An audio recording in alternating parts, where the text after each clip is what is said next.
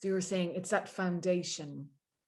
Yeah, it's the basis of your culture, isn't it? It's the basis of how well embedded your people are, because if you've got that psychological safety and everyone feels part of and involved and accepted and valued for exactly who they are and what they bring, and everybody feels like that, your organization is so profoundly different from if you don't have that foundation stone and your people don't feel psychologically safe and they don't open their mouths because they know that they're going to be judged and they know they're going to be ridiculed and they can't bring that creativity and all of those things. I think that's what makes the difference, because you're on the other end of that spectrum then, and that feeds out to your customers, which feeds down to your bottom line. And as an organization that's in business to,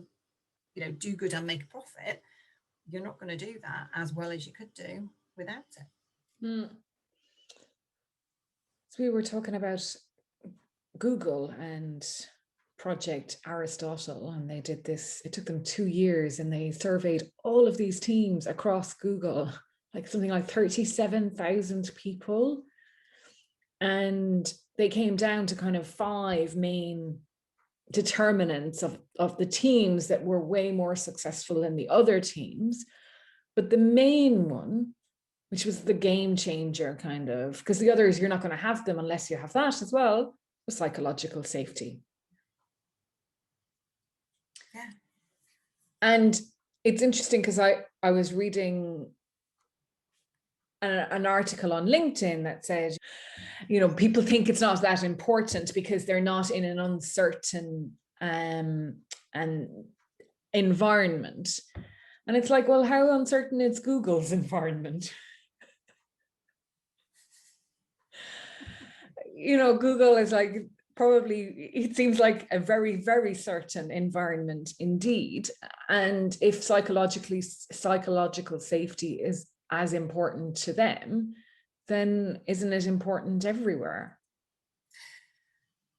Absolutely. And part of the reason that Google is so successful and allows and enables so much creativity and innovation and leads the way is because they understand the importance of psychological safety, and they know, and I'm sure there are parts of Google, you know, 37,000 people, not every one of them is going to be the best employee, the best boss, the best leader. There are probably pockets where somebody would read that survey and go, well, I haven't got that.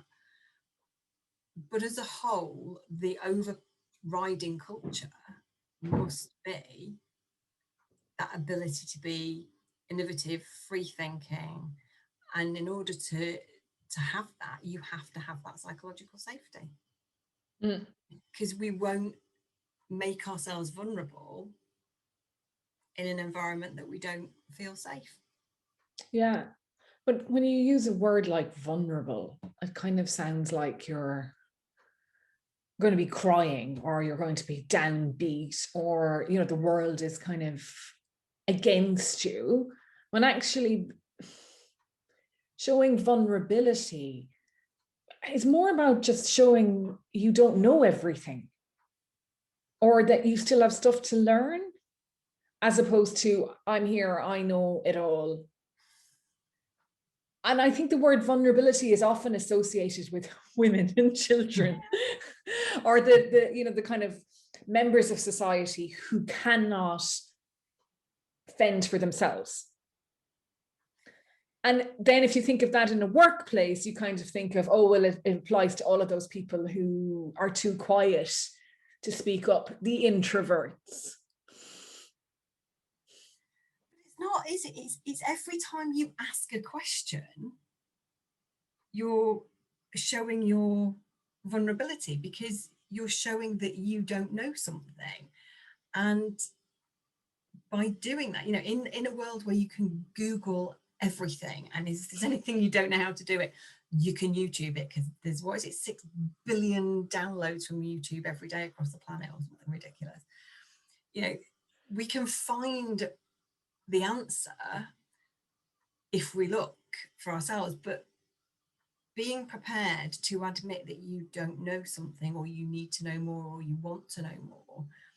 And for me, that's the vulnerability, just that willingness to admit fallibility.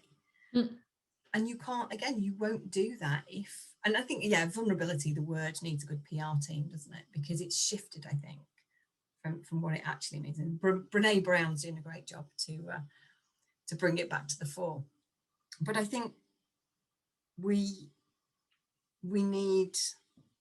shifting to a world, I think, where people are more prepared to be vulnerable. And there are a lot more environments and cultures where people are allowed to do that. But there is still a significant proportion of businesses that don't allow that. But do you think it's a conscious don't allow it, Helen? Or, I mean, when we say a business doesn't allow it, it's not a business anyway, first of all, because businesses are made up of people. So it's people that don't allow it, or it's the perception from others that it's not allowed. Yeah, and it's okay, but yeah, whether it's the culture of the business that creates the way that people behave. And if people see other people showing that vulnerability and being reduced or thought differently of, that's going to change how they behave, which then just cascades everywhere, doesn't it?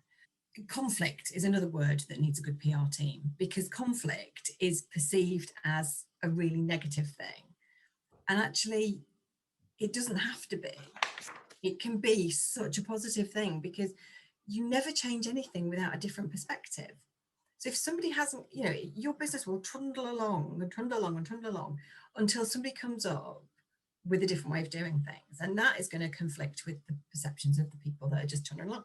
And learning how to manage and master communication over different perspectives is one of the most powerful things that you can do in an organization, to just really take it to the next level, because you're going beyond the limitations of individuals within that business, because that's how we stop ourselves. Those limitations are that's when somebody comes along with a different perspective and we just go, no.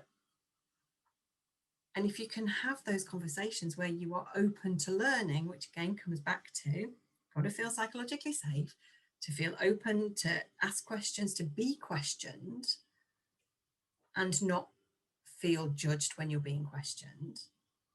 And then that conflict will bring you to the next level in your business and personal growth. And it's just, Yeah, because it's really about being curious about being questioned.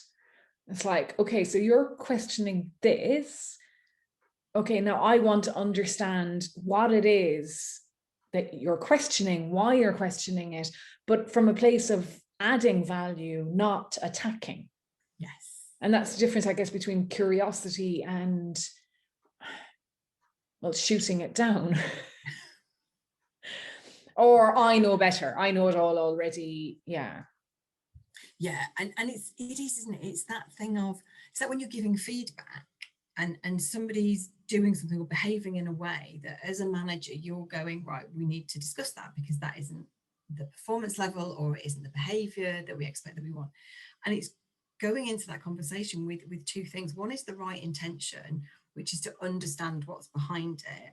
And two is the curiosity to ask the questions, to find the answers to what's behind it, rather than going in with this is not the behavior that we want, this is the behavior I want to see. And you go down, there's two different approaches to that conversation, and you get two completely different outcomes.